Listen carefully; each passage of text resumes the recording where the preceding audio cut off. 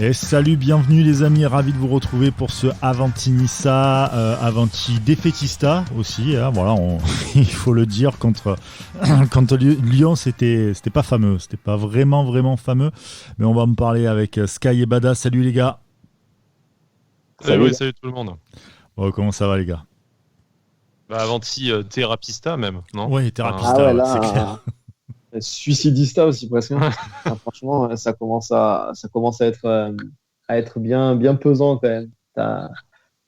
Voilà, on espérait que Nîmes soit pas un one shot, et ben ça l'a un peu été. Hein. Arrête. Après, On on en parlera. s'attendait. Attends mercredi quand même, non? Peut-être. Ouais, On on va attendre s'attendait quand même à mercredi. une défaite face à Lyon quand Oui, même. oui, oui. Lyon a quand On même un l'avait dit. rythme de champion. Et Ils ont un on effectif signait pour jouer on signait la tous pour un C3. point. Voilà. On signait tous pour un point. On Oui, l'avait oui. dit dans l'émission précédente. Après, Mais c'est la voilà, forme. C'est la forme. on va en revenir plus longuement, mais c'est la façon de perdre qui est abominable. Tu peux pas encore plus face à Lyon faire des erreurs pareilles. Voilà. On va revenir sur certains joueurs, hein, mais moi je vais redire encore ce que je dis assez souvent. Mais il y a certains joueurs qui doivent même plus revoir le 11, même plus revoir le banc. Voilà, pour moi. Ah ouais, carrément. C'est quoi Bah, Mais c'est qui ces joueurs? Vas-y, parle. Nous non, sommes là pour parler. non, mais voilà. Ouais, mais on va faire la thérapie, vas-y. Thérapie de groupe. Mais oui, non, mais voilà. Un mec comme Ensoki, moi je suis désolé, mais Ensoki, c'est ça. Alors tu peux excuser la jeunesse, machin, truc, le mec est pas en forme, il peut rater des trucs et tout. Mais là, je veux dire, de semaine en semaine, il arrive à repousser les limites de l'erreur, quoi. Le mec, il est de plus en plus Ça le temps grossier. ça le temps pour les chouchous de Brice. Hein. Schneiderlin la semaine dernière, Ensoki cette semaine. Non, mais Non, mais tu vois, comment tu peux lâcher un tac pareil alors que enfin, t'as ta caméra qui revient au contact, il y a pas non plus énormément de danger, c'est-à-dire que c'est pas ça au but en fait. Et là, je veux dire, il le descend littéralement. Enfin, voilà, ça devient répétitif avec lui et pourtant les compos tous les 3 jours, tu le vois, il est titulaire. Donc, faudra quand même m'expliquer. Hein. On peut remettre encore une fois le petit Pelmar sur la table en disant pourquoi lui et pas Pelmar. Mais là Parce que clairement, pas le même pied. Alors ça, t'as répondu.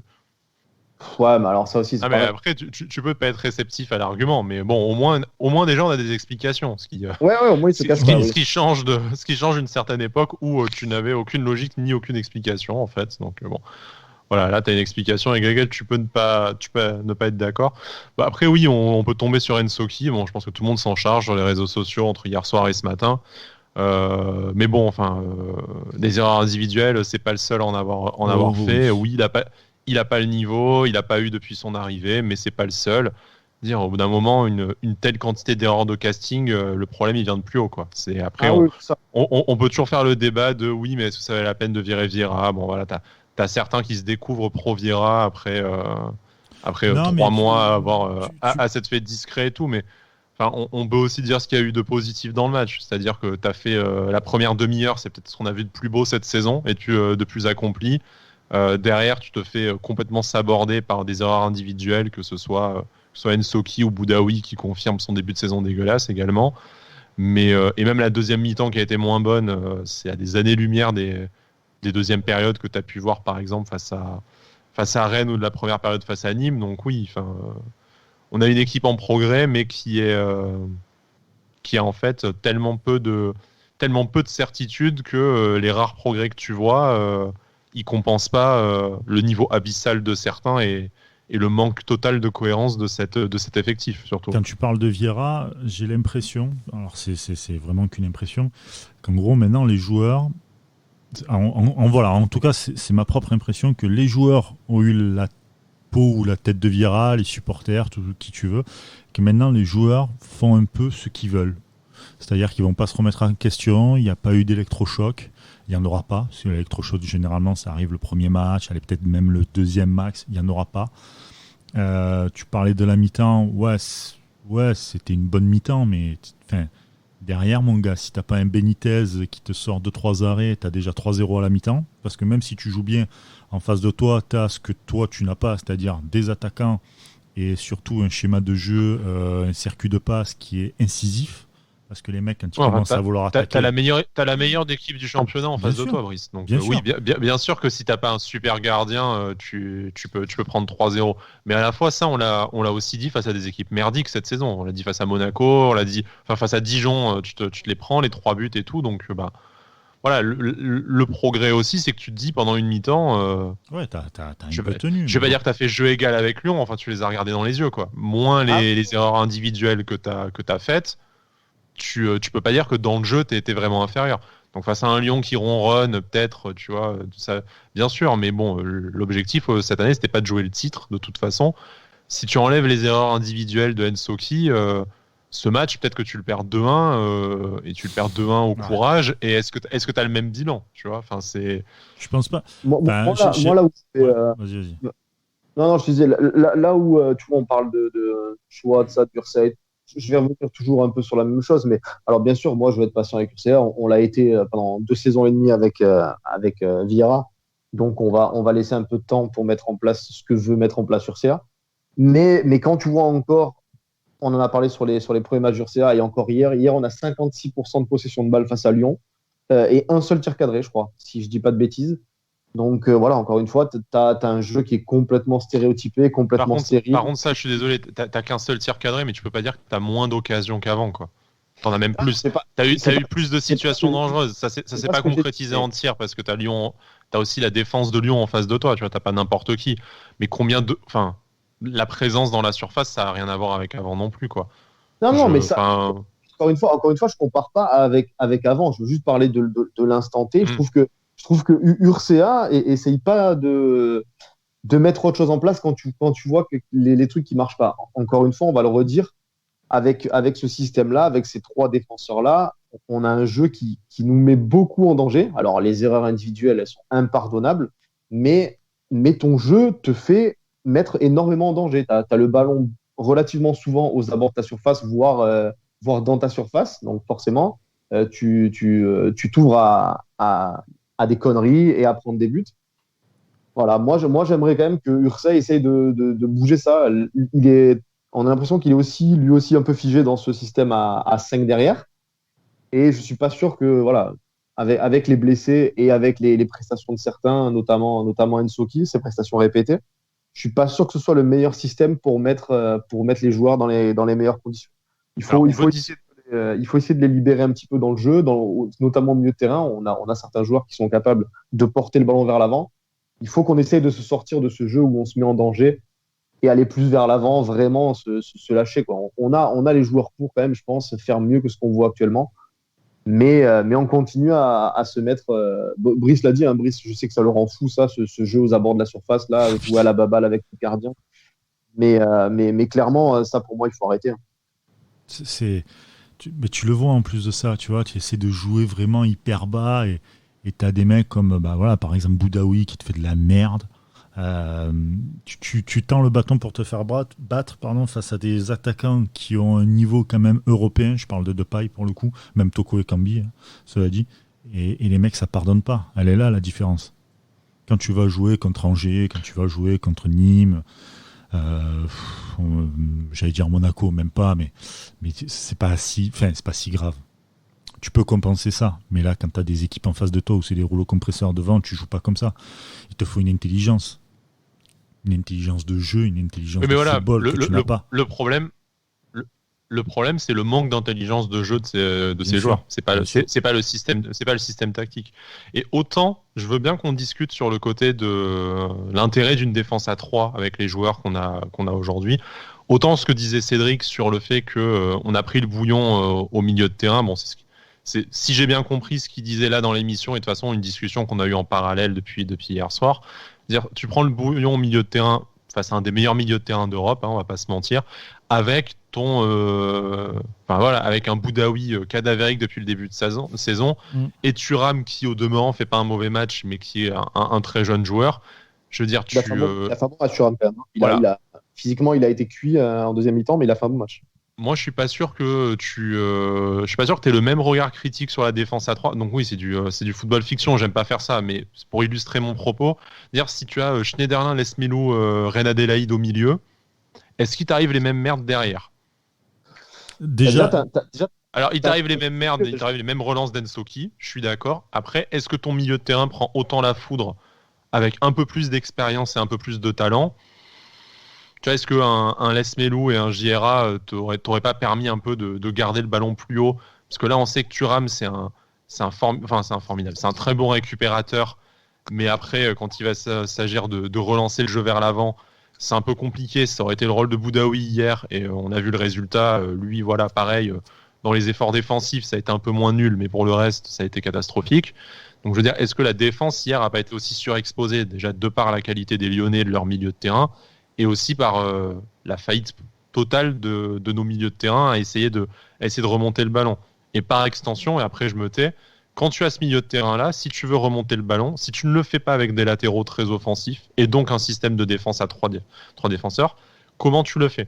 Genre, moi, j'ai pas de problème à repasser à 4 derrière, et je suis sûr qu'une charnière au hasard, Pelmar, Daniliuk, ou Bambou, qui fait pas un mauvais match d'ailleurs, hein, hier, tu vois, une défense à 2 comme ça, moi je serais prêt à voir ça, hein, pourquoi pas. Mais par contre, ça veut dire que tu joues avec tes latéraux beaucoup plus bas.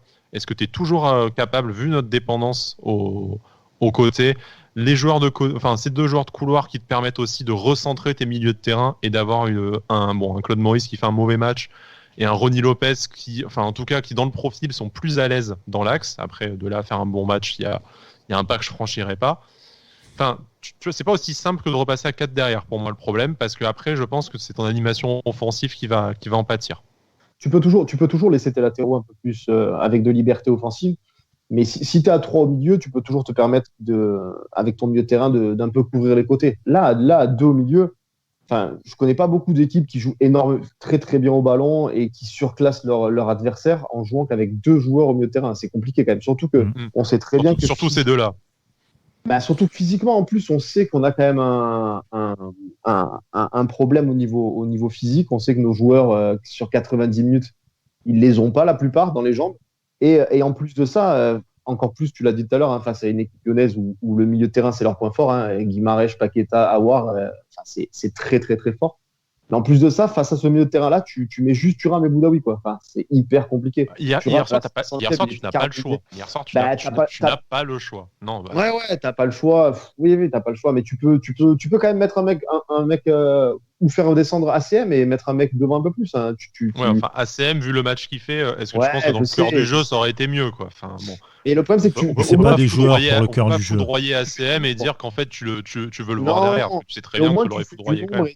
Et tu verrouilles ton milieu de terrain, mais tu t'exposes à moins de vagues. Là, je veux dire, les 3 au milieu hier, je le répète, mais les 3 Lyonnais du milieu, ils se sont régalés. Paqueta, il a joué en pantoufle.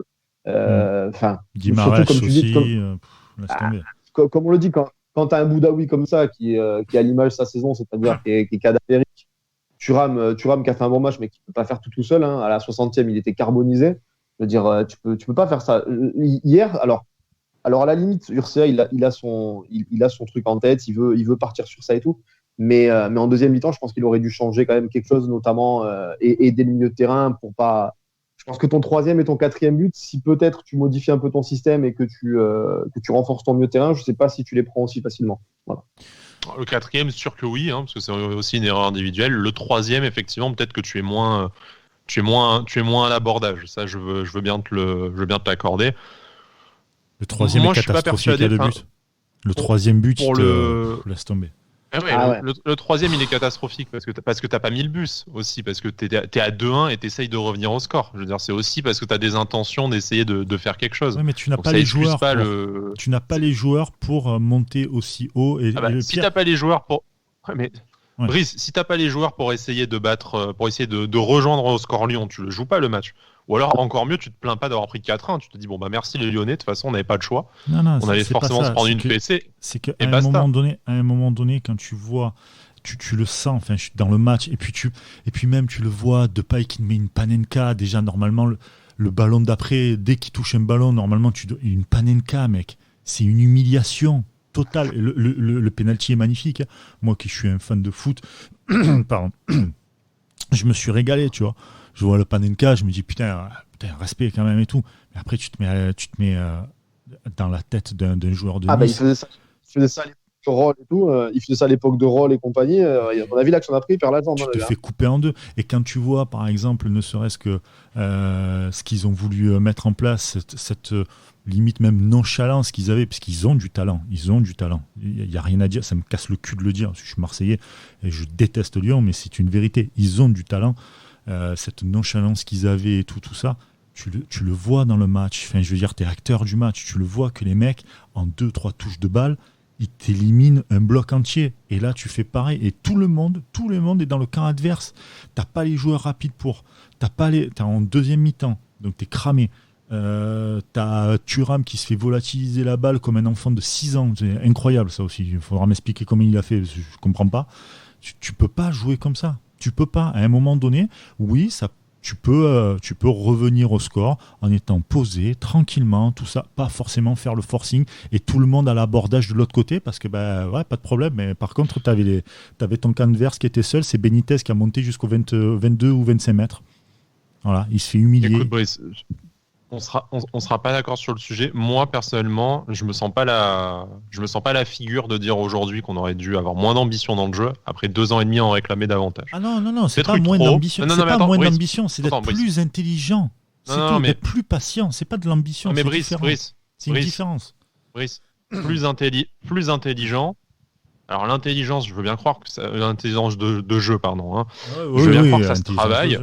Voilà. Non, mais je veux bien croire que ça se travaille, un peu gagner une culture tactique, intelligence de jeu, que ça se travaille collectivement, tout ça. Ça se travaille pas en 3 semaines. On va encore dire que je dédouane Urcia, tout ce que tu veux, mais bon, les joueurs, si pendant 2 ans et demi ils n'ont pas progressé tactiquement, c'est pas en 2 semaines et demie qu'ils vont le faire. Déjà. Indépendamment du fait qu'ils en soient capables ou pas, que ce soit la faute de Vieira, d'Urcia, ça je m'en fous, mais ne serait-ce que par rapport au temps. T'as des mecs qui n'ont pas progressé la saison dernière, ils vont pas progresser là en 2 semaines. À partir de ce moment-là, soit tu essaies de faire mieux, tu essaies d'avoir des intentions plus offensives, plus de pressing. Il y a des moments où ça va rater, le troisième but hier. Mais à la fois, combien de fois on a râlé de dire on joue pas assez haut, il n'y a pas assez de pressing. Regardez les quelques buts qu'on arrive à marquer, ça vient de récupération de balles très hautes. On a essayé, on s'est fait contrer. Ok, la prochaine fois peut-être qu'on saura mieux le faire, mais au moins. Moi, je préfère voir ça, de me dire qu'à 2-1, on a essayé de revenir au score. On s'est fait contrer, c'est moche. Mais tu sais quoi ? Moi, le 3e but, des 4 qu'on prend, c'est sûrement celui qui me fait le moins chier. Parce que déjà, on a essayé de faire un truc. Voilà, et au moins, on se dit, on s'est pris un but parce qu'on a essayé d'en marquer un. On s'est pas pris un but parce qu'on s'est chié dessus tout seul alors qu'il n'y avait aucun danger. Donc, moi, laisse-moi prendre des buts comme le 3e. Donc oui, forcément, face à Lyon, mais tu joues face à une des meilleures équipes du championnat, voire une des meilleures équipes d'Europe. Ils étaient quand même demi-finalistes de Ligue des Champions l'année dernière. Je te dis, oui, tu vas te prendre ce genre de but, quoi. Mais voilà, moi, je préfère me prendre ce genre de but que le mec Schneiderlin qui se fait tacler à l'entrée de la surface face à Leverkusen, les relances de Enzo qui face à Monaco, face à Lyon, la relance de Boudaoui, voilà, tous ces buts de merde, ou Dijon que tu regardes, tu défends en reculant les mains derrière le dos, à 2 doigts de culbuter en arrière, voilà, laisse-moi me prendre un but comme le 3e où c'est dommage, mais tu sais que ça va être un réglage qui va être possible de faire. Tandis que régler la symétrie du pied de Ensoki, moi par contre, j'en suis vachement moins convaincu. Mais non, mais le 3e but, c'est le seul but que on va dire le seul but que tu prends parce que c'est Lyon évitable, c'est tout ce que tu veux, mais bon. Parce que Lyon, ils sont forts, tout simplement. La passe, elle est incroyable. Voilà. Il y a une récupération, la passe, elle est monstrueuse. Bon, même si tu as 2 mecs, je les ai plus en tête, là, je pense qu'il y a Ensoki, je crois, qui tacle, et un avant lui qui rate le ballon aussi. Daniuk. Ils sont. Moi, je sais plus qui c'est, franchement, je saurais pas te dire, mais ils sont non, deux. C'est Daniuk qui court après. Daniuk qui est à la course, lui. Oui, il est à la course, pardon. Ouais, non, mais il y en a deux sur la trajectoire du ballon et qui rate le ballon. Je sais qu'il y a Ensoki qu'on voit tacler et qui rate aussi le ballon, mais la passe, elle est incroyable. Après, voilà, le 3e but, c'est le moins critiquable. Les 3 autres, c'est 3 offrandes, que ce soit Ensoki, Boudaoui et Benitez, c'est 3 offrandes que tu dois pas faire, je veux dire, en plus. Benitez, là où ça commence aussi un peu à grincer, c'est que c'est censé être un leader aussi. Et oui, mais loin de moi l'idée de l'exonérer de toute responsabilité, mais au bout d'un moment, personne ne peut tenir une équipe à bout de bras pendant des années. Je veux dire, ça fait 2 saisons qu'il le fait. Devant lui, il a une des pires défenses possibles. Donc oui, l'erreur, elle est individuelle et technique de sa faute. Mais moi, je peux comprendre que ton niveau baisse si si le niveau général de l'équipe baisse, quoi. C'est Et au la bout d'un confiance. moment, Et la confiance.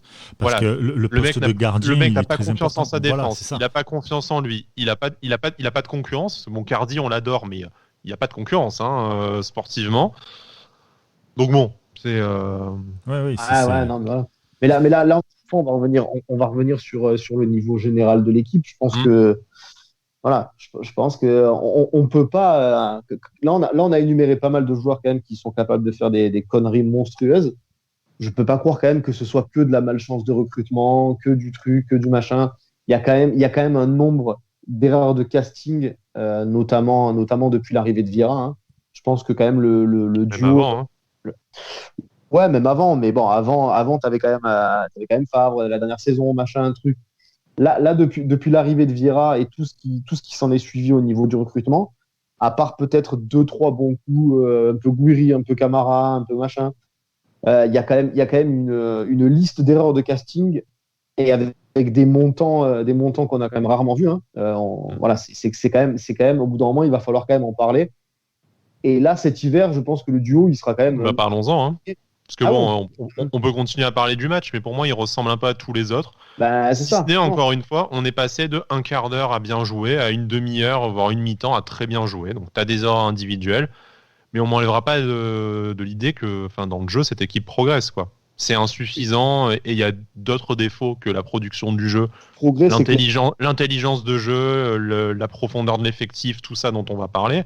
Mais bon, voilà. Moi, est-ce que tu t'es autant fait chier devant la télé, là, en perdant 4-1 face à Lyon, qu'en perdant 3-1 face à Dijon le mois dernier?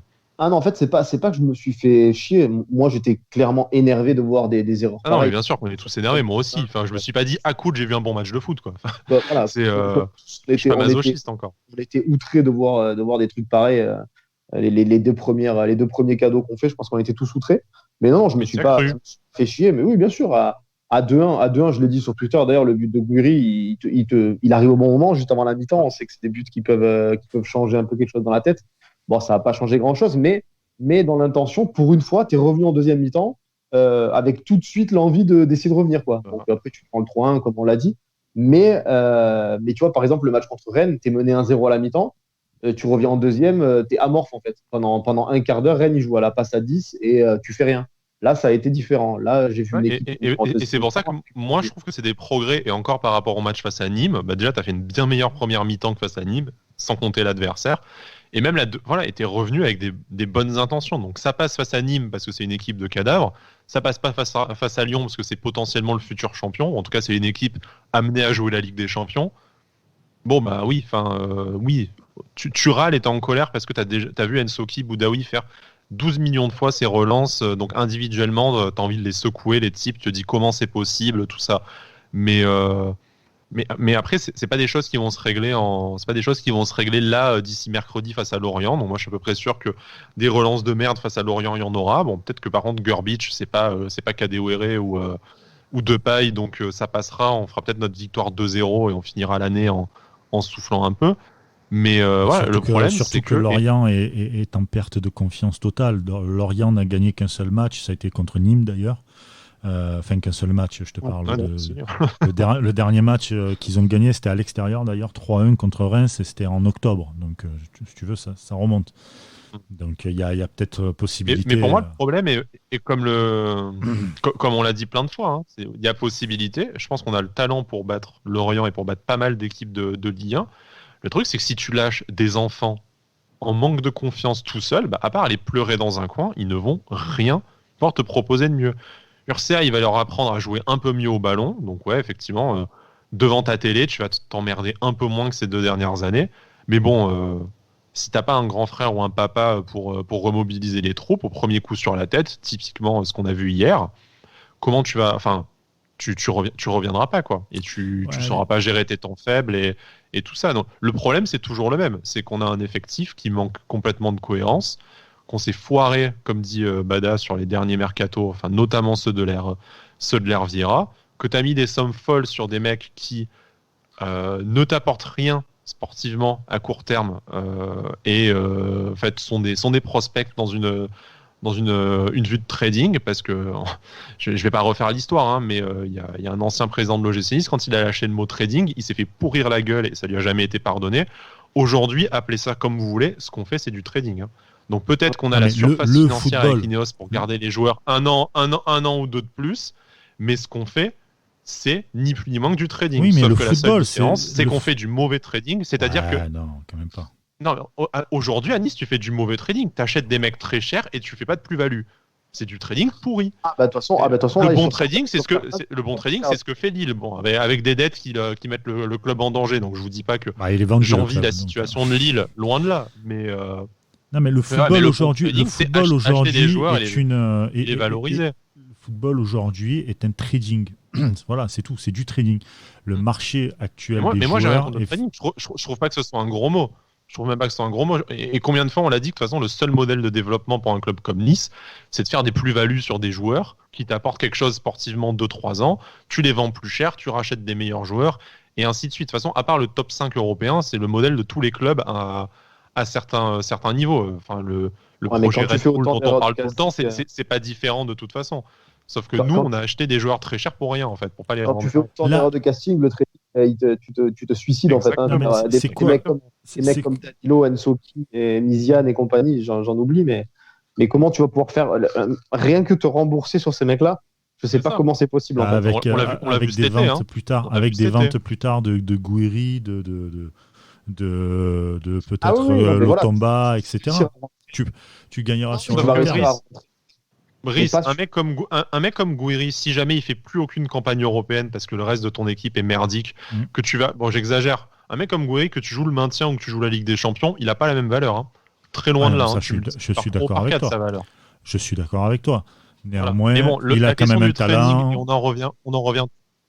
Bien sûr, mais Brice, on en revient toujours au même problème, c'est que tes jeunes joueurs, que ce soit financièrement ou sportivement, c'est la même chose. Si tu les valorises pas avec des mecs qui vont les aider à monter de niveau et à valoriser l'image de l'OGC Nice comme club formateur, post-formateur, vendeur, tu vas les vendre rien du tout, hein, tes joueurs. Hein. Un mec comme Cyprien, combien tu le vends au final? Tu fais un vieux prêt avec option d'achat à 8 millions d'euros. 2 ans avant, il valait 4 fois ça. Ouais, mais après tu vois, même pour revenir sur Gouiri, le truc c'est que déjà tu t'appelles Nice, c'est-à-dire que demain, Gouiri, à saison égale, il est à Nice ou il est à Lille, déjà tu vas pas le vendre pareil déjà premièrement. Mais alors en plus, comme tu dis, si tu fais pas de campagne européenne, s'il fait pas les saisons qu'on attend de lui et tout, c'est sûr que oui. Mais là, si tu pars vraiment sur le joueur en lui-même, hein, c'est-à-dire que le prix que tu l'achètes, le prix que tu le revends, et certains joueurs, tu vas faire des moins-values. Je sais pas si c'est français, mais tout à fait. C'est niçois même depuis ces derniers temps. Des moins-values impressionnantes sur des mecs comme Ensoki, Danilo, Miziane, même Claude Maurice actuellement. Hein. Claude Maurice, alors tu peux toujours espérer en améliorant ton équipe, le laisser un peu dans la rotation et ça va lui faire du bien et tout. Mais il y a des mecs comme ça que tu as payé une blinde, je sais pas comment tu vas te sortir de ça. Je veux dire, demain t'as un mec au-dessus de ta tête dans ta hiérarchie qui te confie de l'argent et tu dilapides 50 millions dans des brocasses. Je sais pas dans quelle boîte t'es pas un minimum inquiété en fait. Bah justement, c'est ce qu'on disait hors antenne. Est-ce que là, c'est pas un peu la dernière chance de Julien Fournier cet hiver de montrer qu'il est capable de faire passer un cap à cette équipe? Nous, on a notre avis à nous sur la question qu'on avait déjà cet été. On espère se tromper et on a envie qu'il nous fasse fermer notre bouche là au mois de janvier. Mais là, déjà, moi, je suis pas convaincu que Ineos va lui refiler un chèque après ce qu'il a fait avec l'argent ces 2 dernières années. Et est-ce que si tu lui files un chèque, il est capable d'aller te chercher, de te trouver des profils qui vont, cette fois, t'apporter une plus-value sportive immédiate? Parce que, bon, ce que je disais sur le trading, c'est bien beau de prospecter, de miser des pions pour avoir plus d'argent plus tard, mais si t'as pas des gens pour valoriser ton équipe dans l'immédiat, ton investissement, t'auras jamais de retour là-dessus. Mais surtout... Vas-y, Brice. Le problème qu'il y a, c'est que tu pourras plus jamais valoriser ton équipe parce qu'à un moment donné, Ratcliffe, quand tu regardes réellement ce qu'il fait à côté avec Ineos, donc la Formule 1, il a même pris des parts supplémentaires chez Mercedes.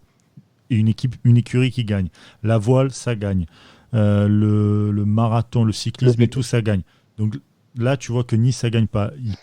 il peut très bien te faire une Pinot, hein, c'est-à-dire à Rennes, où le mec, il faut le rappeler que Pinot est un... Désolé, j'ai un peu de mal aujourd'hui avec la gorge, désolé. Est un des présidents de clubs les plus riches du monde, réellement. Voilà, il fait partie du top 10 à l'aise, peut-être le top 5, mais top 10 de sûr. Le gars, il pourrait t'acheter des Neymar et tout à Rennes. Ah non, c'est archi blindé, Pinot. Pendant des années, il n'a rien fait. Il a juste fait maintenir le club en Ligue 1, ce qui est très bien. Pas plus, parce qu'il s'était fait avoir avec Severino Lucas de mémoire. Severino Lucas. Ouais, voilà. Luis Fabiano aussi. Luis Fabiano, il y avait un autre joueur aussi, je crois, je me rappelle plus son nom. Voilà, il s'était fait avoir. C'était les transferts les plus chers d'Europe à l'époque, etc. Et tout. Il s'était fait avoir, donc il avait tout fermé. Il avait dit, je donne plus rien. Là, le club commence à regagner et tout. Il a un peu remis dedans, mais le club n'a pas évolué comme il aurait dû évoluer.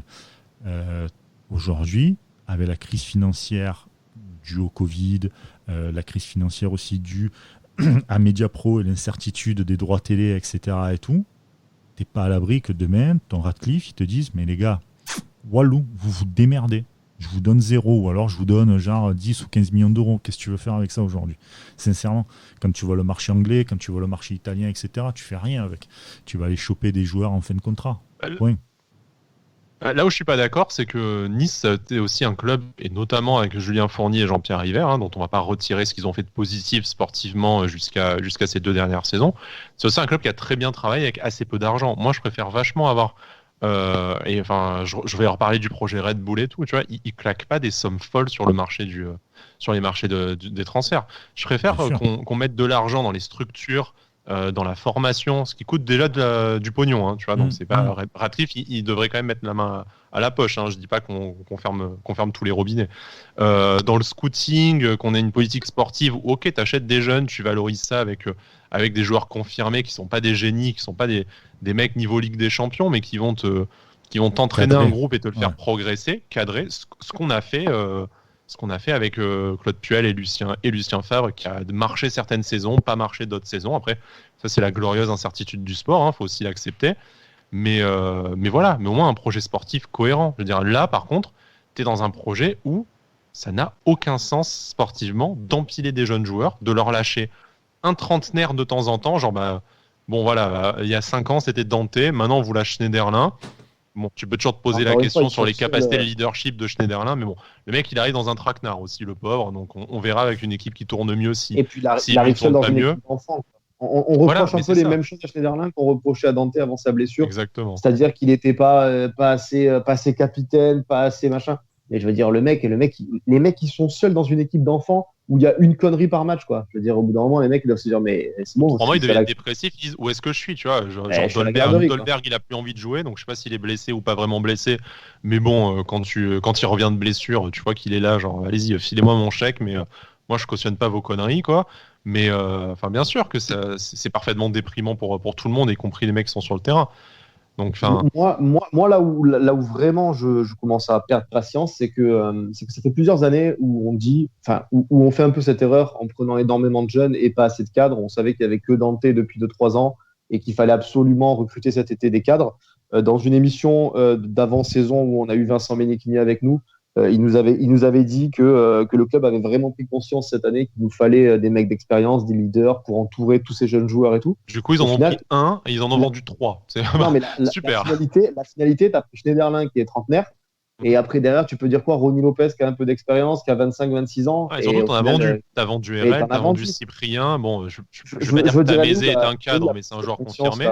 Non, mais elle est où la prise de conscience et le truc du fait que les mecs, alors chaque année, en fait, ils vont nous prendre pour des billes.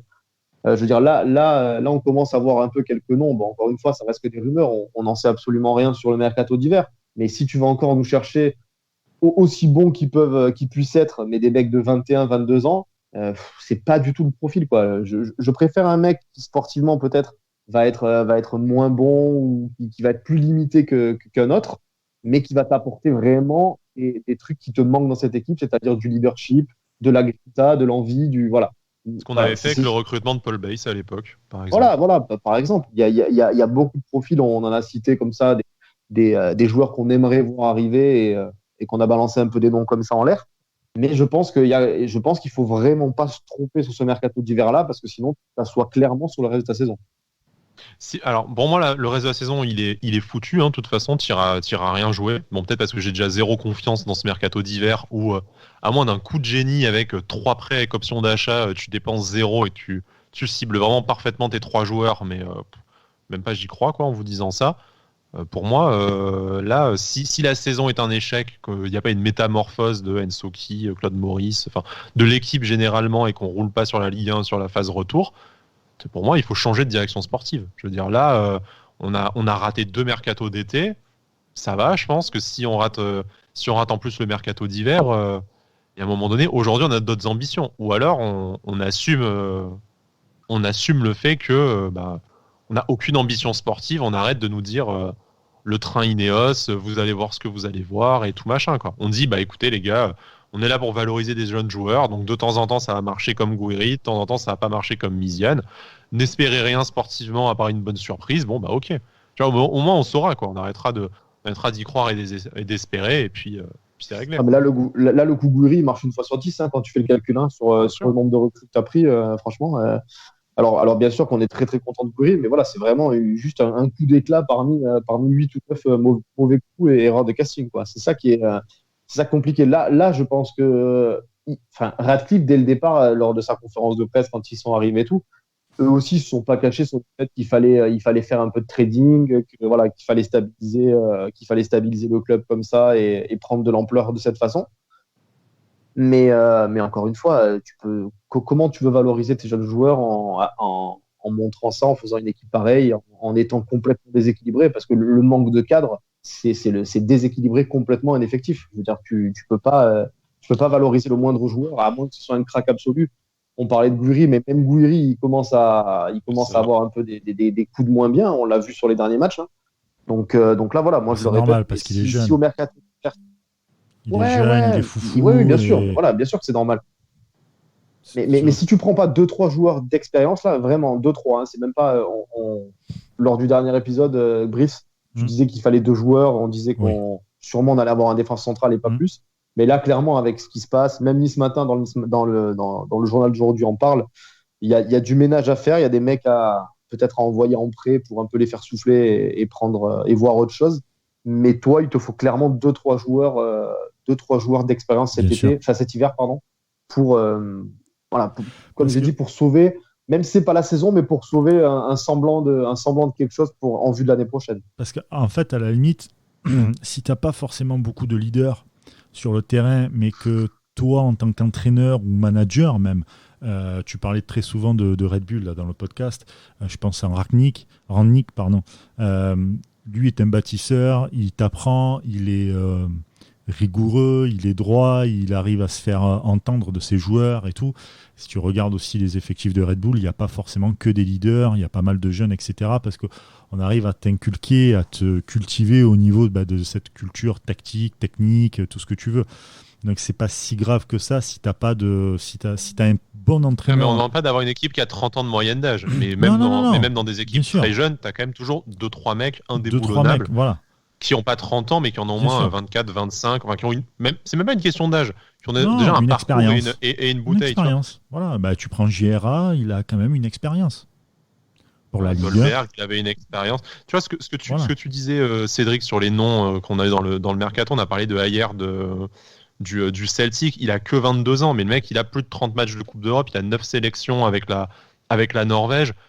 C'est déjà pas le même jeune de 22 ans que Robson Bambou, tu vois. C'est pas pour cibler Bambou qui a pas fait un mauvais match en plus, mais c'est pas le même parcours, c'est pas la même bouteille. Donc, et c'est pas le même prix. Tu peux prendre du jeune si tu veux, mais prendre du jeune qui a pas à apprendre de zéro le football carrément pour certains, la culture européenne, un nouveau poste, d'avoir du temps de jeu sur toute la saison, voilà. Quitte à prendre des mecs dans des championnats mineurs qui ont l'habitude de jouer 40 matchs par saison, y compris des matchs de Coupe d'Europe tous les ans dans leur championnat pété, mais bon, ils vont arriver. Ils vont peut-être devoir se mettre au niveau sportivement, mais au niveau de l'investissement dans le vestiaire, t'auras pas à leur apprendre les bases, quoi. Le problème, c'est que vraiment, t'as l'impression que là, t'en es à apprendre les bases pour tout. Et c'est, les enfants. ton projet l'a reculé de 10 ans, là. C'est terrible quand même.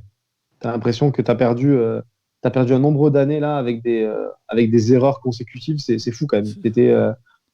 On avait presque tous les voyants ouverts cet été. On en parlait entre nous, machin et tout. Quand on voyait avec la crise du Covid, même les médias le disaient, hein, le fait de l'enveloppe niçoise, même si c'était une enveloppe qui était tronquée, parce que RMC avait parlé de 80 millions, mais du fait d'avoir un investisseur comme Ineos, on se voyait méga bien. Le fait qu'on puisse recruter tôt, ce qu'on a fait. Mais au final, on voit que quand tu fais des erreurs, tu peux avoir tous les voyants verts, mais quand tu fais des erreurs, tu les payes. Hein. Tu les payes peut-être sur plusieurs saisons même. Ouais, non, ça c'est clair. Mais plusieurs saisons, et même des fois, tu as des. Alors, c'est exagéré ce que je vais dire, mais tu as des cancers qui te laissent. Qui te restent pendant même des décennies pour certains clubs. Voilà. Je ne citerai pas d'autres clubs. Non, mais après les investissements qui vont être faits là, les prochaines semaines, ça va être ça va être vraiment attendu et ça va en dire long sur l'investissement de Ratcliffe. Faut que tu prennes 3 joueurs minimum pour moi. Cet hiver. Cet hiver. Faut que tu prennes 3 joueurs minimum. Moi, je suis déjà pas persuadé qu'on va arriver à faire 3 joueurs. Non. Mais voilà, faut que tu prennes 3 joueurs minimum et que tu fasses un sans faute. Et là, ta fin de saison peut ressembler à quelque chose. Le seul truc. Tu vas chercher une 7e ou 8e place au courage et ça te laissera un goût un peu moins amer. Tu repars avec un nouvel entraîneur l'été prochain peut-être et un nouveau mercato un peu plus taillé pour tes ambitions ou en tout cas un peu plus intelligent et voilà. Mais là, il faut remplacer Dante, on est passé à il faut un joueur par ligne quasiment quoi. Oui, c'est ça qui est un peu inquiétant. C'est pas grave. Tu as quand même un seul avantage, c'est que en gros, tu as l'Euro 2021 finalement, qui va se jouer cet été, et tu as des joueurs, pas forcément les titulaires de sélection. Des internationaux à relancer en 2023. Voilà, donc tu as toujours tu vas avoir des coiffeurs, tu vas en avoir. Hein. Oui, mais tant mieux.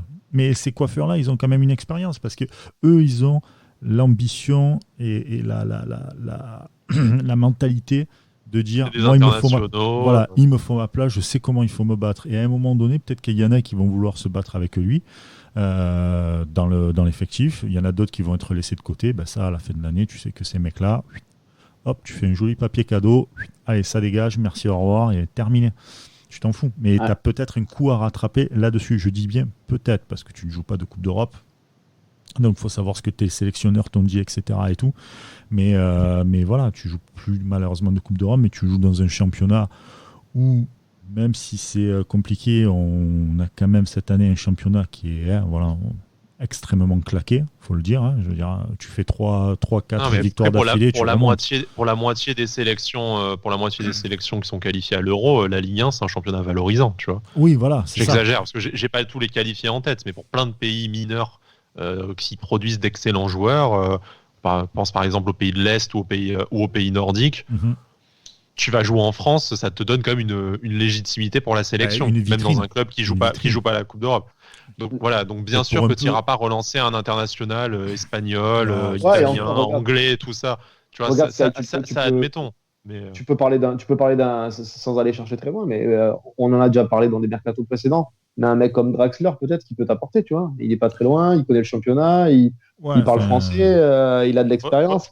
Fausse bonne idée, quoi. C'est rapprocher Draxler des boîtes de nuit à Monaco. Moi, je pense pas que niveau mentalité, niveau force de travail, il t'apporte quelque chose, quoi. Mais bon, voilà. Non, mais voilà, il y a des joueurs. Oui, il y a des coups à faire. Il y a des coups à faire. En vue de l'Euro, il y a des joueurs qui vont avoir envie et besoin de temps de jeu. L'avenir n'est pas forcément tout noir. Il y a quand même une demi-saison à refaire, à bien refaire. Tu as un championnat qui est ce qui est, mais on va dire que 3-4 victoires d'affilée, tu remontes très rapidement, il n'y a pas de souci là-dessus. Évidemment, le championnat de France, c'est une vitrine parce qu'aujourd'hui, il y a PSG, Lyon, etc. Et que pour un joueur, comme tu disais, des pays de l'Est, par exemple, Sky, tu arrives à bien jouer face aux 5-6 premiers ou à 3-4 équipes, on va dire, qui sont un peu renommées. Tu fais un bon match, une masterclass, etc. et tout, c'est une belle vitrine. Donc, il n'y a pas tout qui est noir, mais faut faire. Moi, je reste persuadé. On en parlait après le podcast de Rennes tous les trois en off. Je reste persuadé que là, à partir de juin, il faudra bien voir ce que va faire l'actionnaire parce que c'est pas impossible qu'il te fasse une Pinot après l'année prochaine. Hein. Et ça serait con pour Nice. En tout cas. Ah ouais, c'est sûr. Non, mais voilà, tu l'as dit. Après, on va passer sur Lorient. Mais vu le championnat, vu le niveau du championnat, tu peux vite faire basculer. Ça a basculé dans le mauvais sens là. Mais comme tu as dit, c'est pas tout noir. Tu peux vite refaire basculer dans le sens. Voilà. Comme a dit Sky, je pense qu'il faut clairement 3 joueurs au mercato d'hiver. Si tu te trompes pas sur ces 3 joueurs et qu'ils t'apportent ce qui te manque et s'ils t'apportent immédiatement ce qui te manque. Entre 6 et 8, c'est jouable pour moi, hein, si tu fais le bon mercato. Oui. Ça va dépendre. On va passer sur Lorient, ça va dépendre du résultat à Lorient aussi. Si tu prends 3 points contre Lorient, t'es pas largué. Ça va être difficile parce que t'es dans le ventre mou. Là, t'es 12e, je crois. Mais t'es pas largué, mais ça va être compliqué. Après, voilà. Là, au mercato d'hiver, il y a pas le droit à l'erreur pour le board. Il va falloir vraiment pas se tromper sur les joueurs. Et si tu fais 15 joueurs et que c'est un défenseur central, ça voudra dire clairement qu'ils se sont assis eux aussi sur la saison et qu'ils espèrent plus rien. Quoi. Exactement. Parce que t'es à 6 points, pour parler du coup de la suite, t'es à 6 points du 5e, avec un match en moins. C'est dingue, hein. Mais Ah non, mais t'es pas. Voilà, on le sait que le niveau du championnat il est relativement faible, ça peut aller très très vite. Montpellier sont 4e, je crois.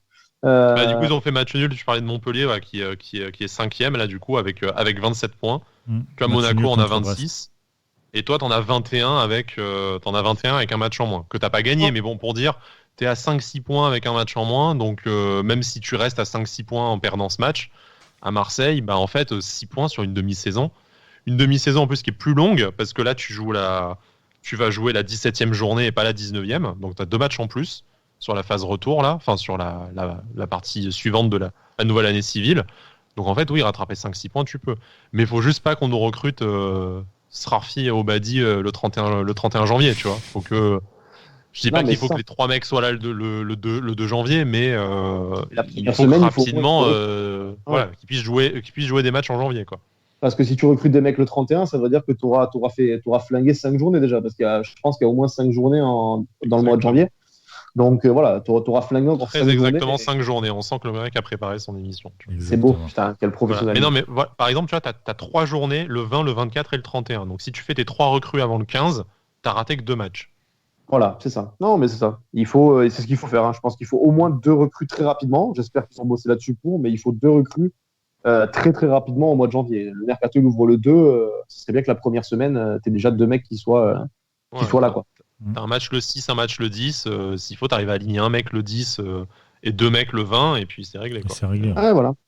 Bon, les gars, on va passer à Nice-Lorient. Avant janvier, il y a décembre. Ouais, voilà. Ouais, c'est ça.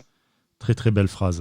Il y a donc Nice-Lorient, c'est mercredi 23 décembre. C'est une espèce de mini Boxing Day, si on peut l'appeler comme ça. Lorient, c'est dégueulasse. Je suis désolé, mais j'adore Pélissier, mais c'est catastrophique. La seule victoire, c'était contre Nîmes à domicile. C'était il y a 2 week-ends de ça. Sinon, depuis le 24 octobre, c'est que des défaites et un seul nul face à Dijon.